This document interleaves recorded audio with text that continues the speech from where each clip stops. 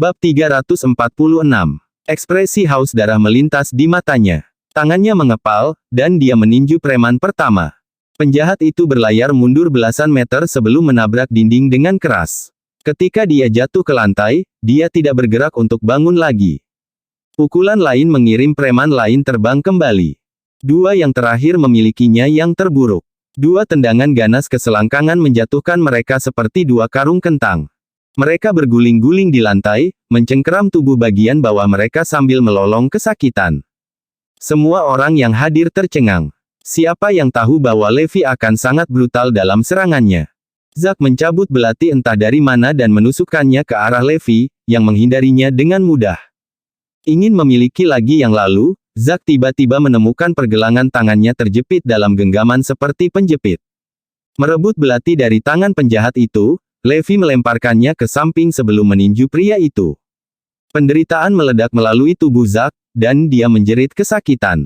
Semua darah telah terkuras dari wajah Louis, dan dia sepucat hantu. Butir-butir keringat besar menetes di sisi wajahnya, membasahi kemejanya yang sudah basah kuyup. Betapa menakutkannya. Tatapan mematikan Levi perlahan bergerak ke arahnya. Ah, itu bukan aku. Aku tidak. Ini tidak ada hubungannya dengan aku. Dia sangat ketakutan sehingga dia mengoceh.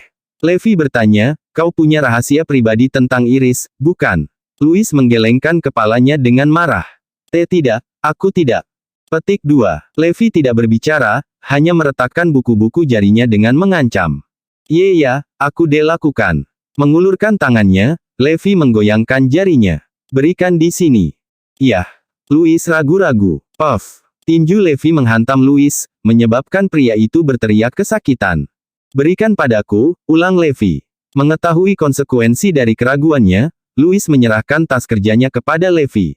Mereka ada di tasku. Menerimanya, Levi membukanya untuk mengungkapkan setumpuk foto dan drive USB.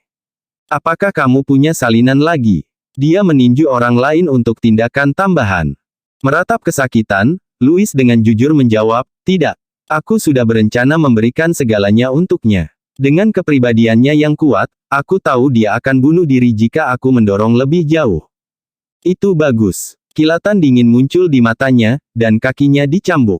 Ahahaha. Pada saat itu, Louis mengalami apa yang paling ditakuti semua pria seperti rasa sakit yang menyiksa di tubuhnya. Seluruh tubuhnya memerah saat dia menggendong perhiasan keluarganya, berguling-guling di lantai. Berjuang untuk melihat Levi, dia tersentak, kamu kembali pada kata-katamu. Senyum polos tersungging di bibir Levi. Apakah aku pernah mengatakan aku tidak akan menyentuhmu setelah kamu memberiku barang-barang itu?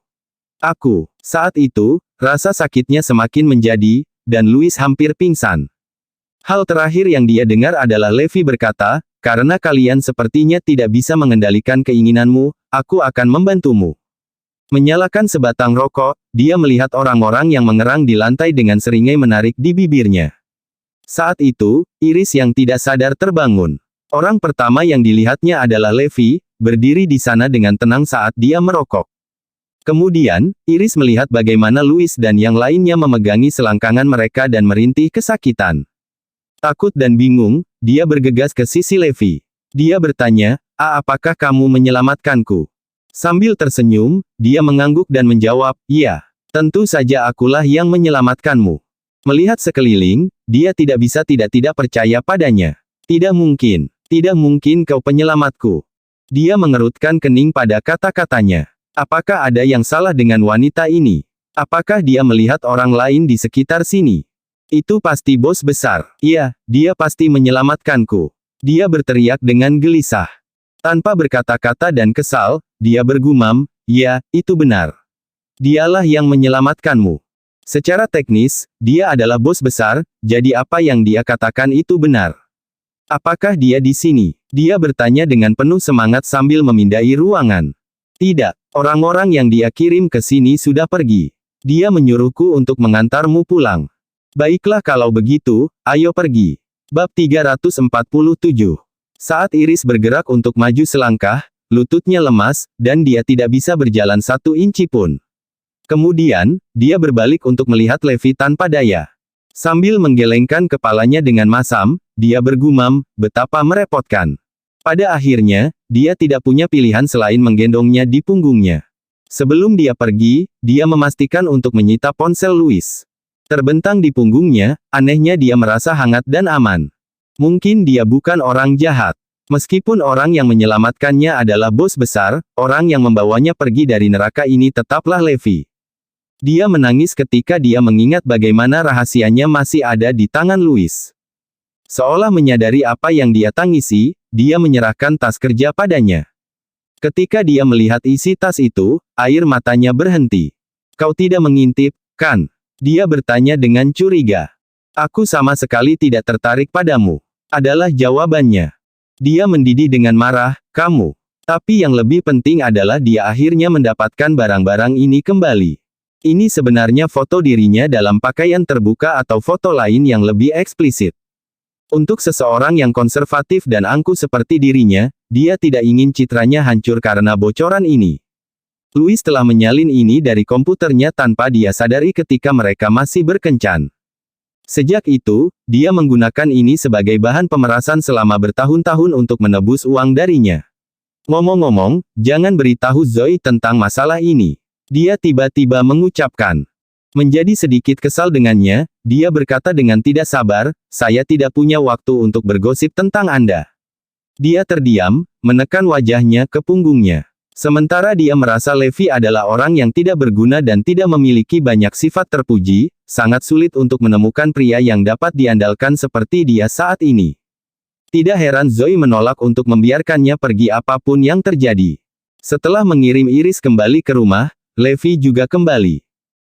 Kenapa aku mencium bau parfum wanita padamu? Dan darah.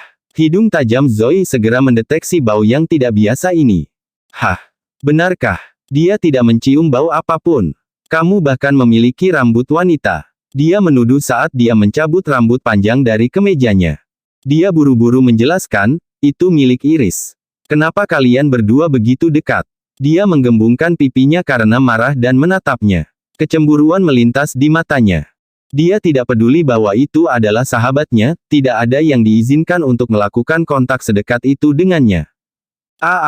Dia tidak tahu harus berkata apa. Dia ingin menjelaskan apa yang terjadi, tetapi Iris bersikeras dia merahasiakannya. Aku mengerti, tidak bisa menjelaskannya, kan? Yah, karena kalian berdua sangat akrab satu sama lain, kita harus bercerai. Kamu bisa tinggal bersamanya kalau begitu. Levi tercengang melihat tingkat kecemburuan Zoe. Dia bahkan mengepak barang-barangnya dan bersiap-siap untuk pergi. Untungnya baginya, Iris tiba pada saat itu. Dia trauma dengan pengalamannya sebelumnya dan takut tidur sendirian malam ini. Itulah sebabnya dia datang untuk mencari Zoe. Sepertinya mereka berdua berdebat tentangku. Dengan tergesa-gesa mengarang kebohongan, dia menjelaskan, Zoe, tolong jangan salah paham. Pergelangan kakiku terkilir, dan butuh banyak usaha untuk meyakinkannya agar membawaku pulang. Zoe santai. Oh, sayang, aku minta maaf karena salah menyalahkanmu. Sambil tersenyum, dia menjawab, sayang, kamu tidak perlu khawatir. Aku sama sekali tidak tertarik dengan wanita ini. Seolah-olah aku akan tertarik padamu. Iris membalas. Namun entah bagaimana, kata-kata itu tampak salah saat mereka meninggalkan bibirnya. Malam itu, kedua wanita itu berbagi tempat tidur sementara Levi tidur di kamar lain. Bab 348. Pada waktu bersamaan, di Emperor Hotel, Phineas Robinson sedang sibuk menjamu tamu yang sangat terhormat. Tamu ini berasal dari keluarga Lopez dan memegang posisi terhormat dalam keluarga. Hanya seseorang dari keluarga utama Robinson yang memiliki hak untuk menjadi tuan rumah bagi orang ini. Itu tidak lain adalah Wesley. Dia ada di sini atas nama keluarga Lopez untuk sebuah acara. Phineas, apa kamu tahu siapa Nueve, Trey, dan Levi? Tanyanya penasaran. Pria lainnya menjawab, tentu saja. Levi saat ini adalah musuh nomor satu kamar dagang Hampton Utara. Seberapa kuat mereka? Wesley menekan. Tidak selemah itu, tapi tidak ada apa-apanya dibandingkan kamar dagang Hampton Utara. Mengapa tiba-tiba tertarik pada orang-orang tidak penting ini? Phineas bertanya-tanya. Wesley menghela nafas. Nah, Anda tahu bagaimana anak baptis paman kedua saya dibunuh di sini di Northampton 2 hari yang lalu. Ketiganya adalah pelakunya. Phineas hampir melompat dari kursinya karena terkejut. Apa, anak baptis Mer Lopez terbunuh di sini di Northampton? Kukira anak baptisnya adalah Quentin Land, iblis dari ring tinju bawah tanah. Wesley menghela napas lagi. Iya, Quentin seharusnya menjadi salah satu petarung terbaik di luar sana, tapi dia masih serak. Itu sebabnya aku bertanya padamu tentang ketiga pria itu. Yah, saya akan mengatakan tidak ada yang luar biasa tentang mereka. Mereka mungkin menggunakan beberapa trik licik untuk membunuh Land. Apakah Tuan Lopez ingin membalas dendam? Saya bisa membantunya. Wesley menggelengkan kepalanya. Tidak, Quentin adalah favorit Paman, dan sekarang setelah dia meninggal, Paman sangat marah. Dia bersumpah untuk membalas dendam secara pribadi. Aku di sini hanya sebagai pengintai untuk mencari tahu beberapa hal untuknya. Adapun bagaimana kita akan membalas dendam pada Garrison, itu harus menunggu kedatangan Paman. Mer Lopez akan datang ke Northampton. Itu benar-benar akan mengguncang segalanya. Memikirkannya saja sudah membuat Phineas bergidik ketakutan. Garrison benar-benar melakukannya kali ini. Dari semua pria yang bisa membuatnya kesal, dia harus membuat marah pria dengan gelar Hades.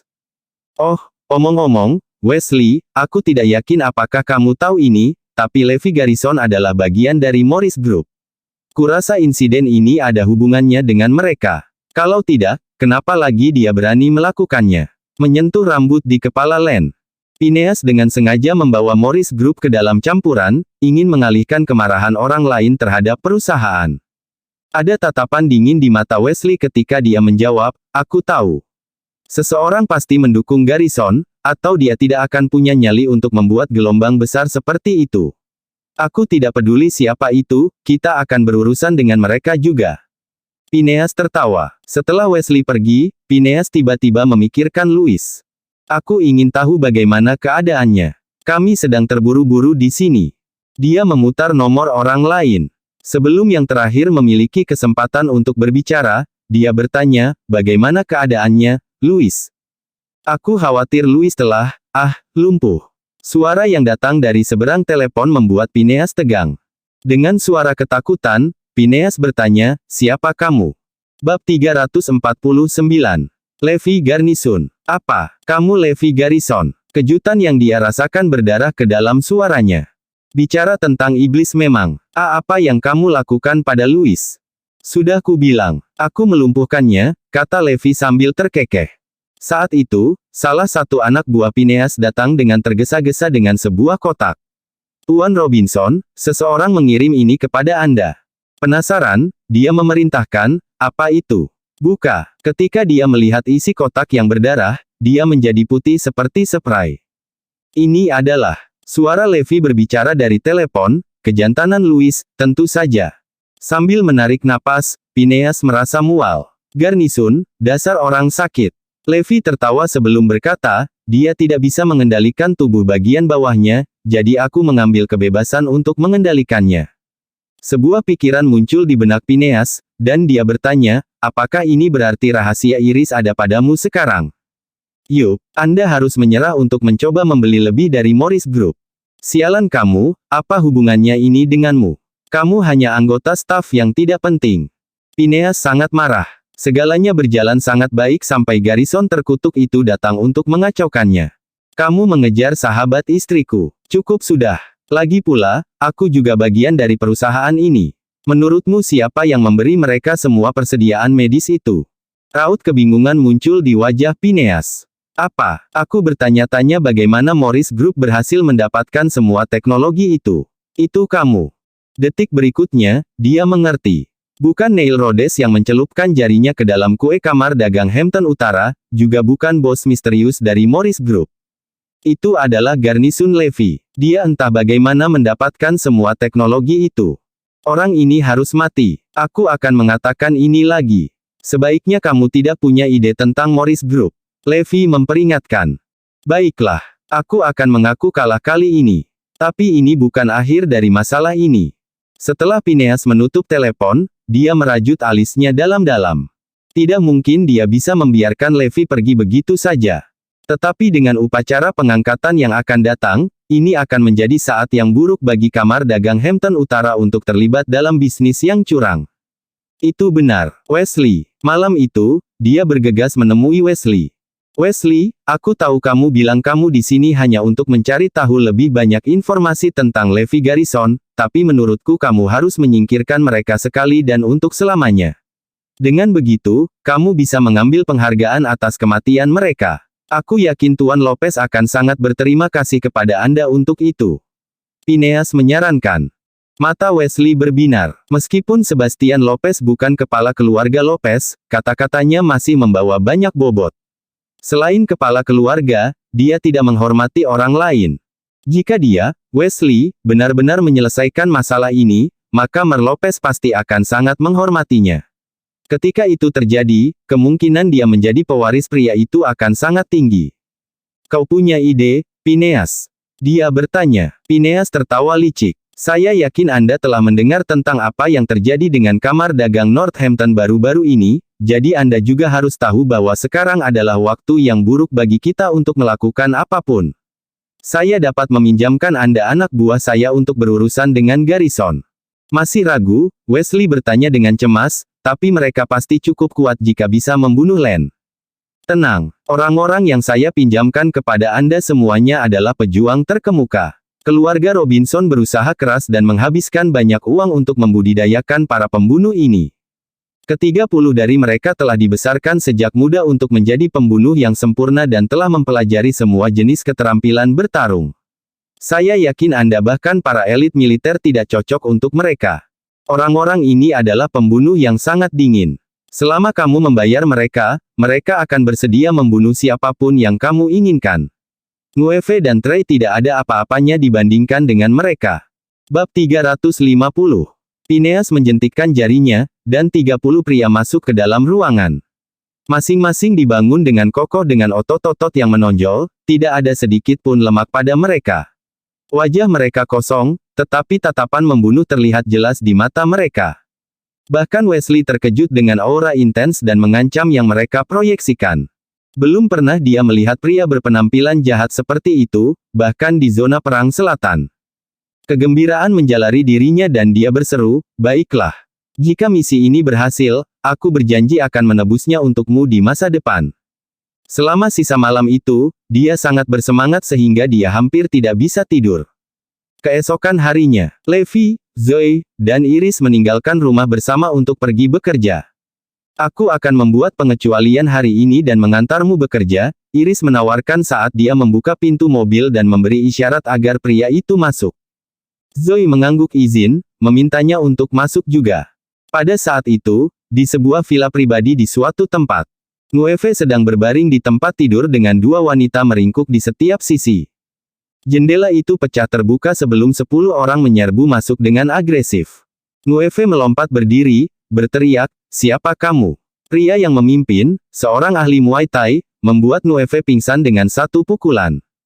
Sementara itu, di apartemen kondominium pribadi lainnya, Trey baru saja bangun dari tempat tidur ketika seseorang mengetuk pintu depannya. Dia baru saja membuka pintu ketika beberapa pria menerobos masuk. Sebelum dia bisa bereaksi, mereka membuatnya pingsan. Kembali di Bayview Garden, Iris baru saja menyalakan mobil dan mengemudi beberapa meter ketika sebuah van tiba-tiba menghalangi jalannya, menyebabkan dia menginjak rem. 10 pria keluar dari van sebelum menuju mobilnya. "Turunkan jendelanya, sekarang." Ketakutan, Iris melakukan apa yang diperintahkan dengan tangan gemetar. Sebaliknya, Levi tampak sama sekali tidak terpengaruh. Dia masih memiliki lengan yang menggantung di luar jendela dengan malas. Pria yang bertanggung jawab mengambil foto dan melirik di antara foto itu dan Levi. "Kau Levi Garrison?" Levi mengangguk. "Itu aku. Ada apa? Ikutlah dengan kami dengan tenang, atau terima konsekuensinya." "Kenapa harus saya?" Levi membalas. "Karena kamu membuat seseorang marah." Sambil mengerutkan kening, Levi merenung, "Siapa yang aku sakiti?" "Karena tidak sabar," pria itu menggeram, "cepat dan ikut kami. Jangan paksa tangan kami. Aku bisa pergi denganmu, tapi setidaknya beritahu aku siapa itu." "Dengarkan baik-baik. Kamu membuat Sebastian Lopez dari keluarga South City Lopez kesal. Jadi, kamu harus mati hari ini." Pria itu langsung membuka pintu mobil dan menyeret Levi keluar. Levi tidak melawan, membiarkan dirinya dibawa ke van. Dia ingin melihat siapa yang mengejarnya kali ini.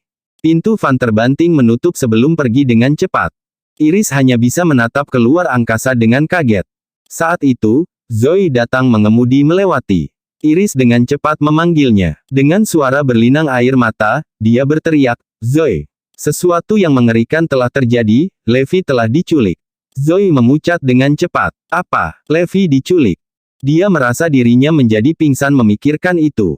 Kecemasan menyelimutinya saat dia menuntut, siapa yang melakukannya? Kita harus menyelamatkannya. Iris mengulangi apa yang dia dengar sebelumnya, saya pikir mereka mengatakan itu adalah Sebastian Lopez dari keluarga South City Lopez. Saya ingin tahu siapa dia. Pria itu juga mengatakan bahwa Levi harus mati hari ini. Mata Zoe berbinar mendengar nama itu. Keluarga South City Lopez. Aku harus menemukan kakek, dia akan tahu apa yang terjadi. Sama khawatirnya, Iris bersikeras, biarkan aku ikut juga. Tidak ada yang harus terjadi pada Levi. Sejak dia menyelamatkannya tadi malam, dia telah mengubah pandangannya tentang pria itu. Saat Levi didorong ke dalam van, para penculiknya telah menutup matanya untuk mencegahnya melihat kemana mereka pergi. Dia mengambil kesempatan ini untuk mengistirahatkan matanya saat posturnya perlahan rileks. Bersambung.